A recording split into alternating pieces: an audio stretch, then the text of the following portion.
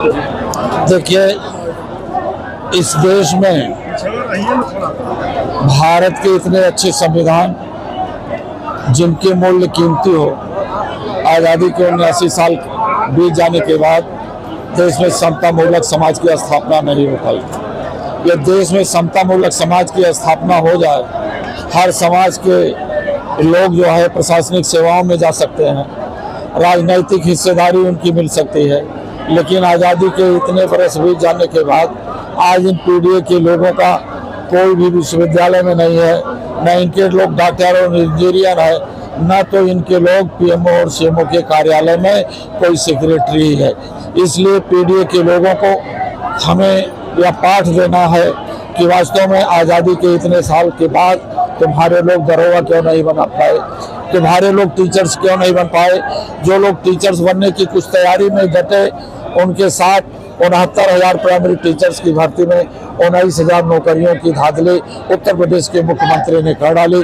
इसी संदर्भ में आज यहाँ पर पीडीए जनपंचायत रही है। जेपीसी चेयरमैन और सांसद डुमरिया ने कहा कि समाजवादी पार्टी से अस्तित्व की लड़ाई लड़ रही है, 7 सालों से सरकार में। इस देश में हम सामाजिक न्याय के राज्य की स्थापना करना चाहते हैं।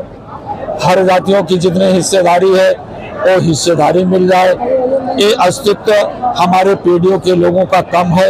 जब तक ये पीढ़ी के लोग लड़ेंगे नहीं, जब तक ये संघर्ष नहीं करेंगे, तब तक जो है बुनियादी हक इनका नहीं मिलेगा। इसलिए ये लड़ाई पूरी आर पार की है, संविधान बचाने की, लोकतंत्र की बचाने की। क्योंकि भारतीय जनता पार्टी इस देश में संविधान के स्थान पर सेंगोल लाना चाहती है। सेंगोल राजतंत्र का प्रतीक है, कुलीन तंत्र का प्रतीक है, राजा रानी के पेट से पैदा होगा। लेकिन बाबा साहब ने वोट का राइट से लेकर के राजा रानी के पेट का ऑपरेशन कर दिया। इसलिए आज मुल्क में पीडीए के 90% लोग आज निश्चित रूप से अस्तित्वहीन है।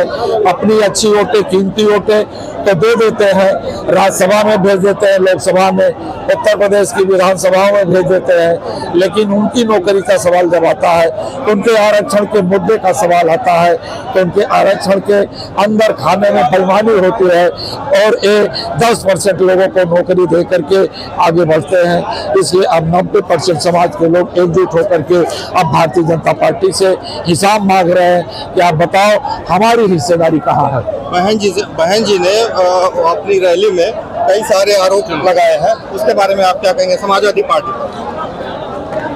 हमारी लड़ाई देश के संविधान को, लोकतंत्र को बचाने की है। वो उनकी लड़ाई वो पूंजीपतियों के साथ लगी है, वो पूंजीपतियों के साथ लगी है, पूंजीपतियों को सहारा दे रहे हैं।